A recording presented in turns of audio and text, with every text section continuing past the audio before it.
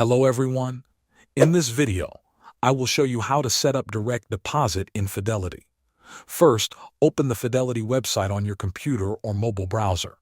Sign in to your account using your username and password. Once you are on your main dashboard, look at the top left corner of the screen. You will see an option called Account and Trade. Click on that option to open a drop-down menu. From the list that appears, find and select Account Features. Click on it, and this will take you to a new page where you can manage different settings related to your account. On this new page, scroll through the available options until you find direct deposit. When you see it, click on it to continue. Now you will be taken to the direct deposit setup page. Here, you may see an automatic setup option. This feature allows you to connect your employer directly through Fidelity.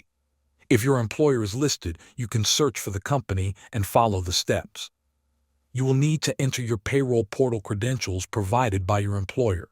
This allows Fidelity to securely link your paycheck to your account. Follow the instructions on the screen carefully to complete this process.